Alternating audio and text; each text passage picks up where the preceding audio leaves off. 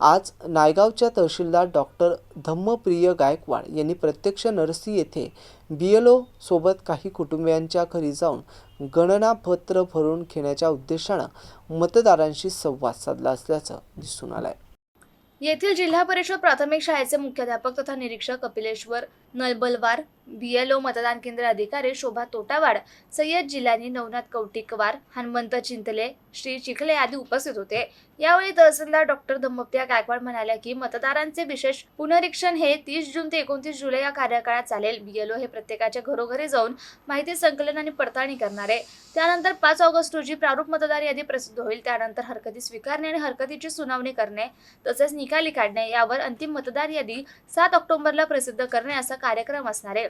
तरी मतदारांनी आपले नाव मतदार यादीत राहिलं पाहिजे, यासाठी आपल्याकडे येणाऱ्या BLOंना आवश्यक ती माहिती द्यावी असं आवाहन केलंय। Gangadhar Gangasagare, MCN news, Naigaon, Nanded.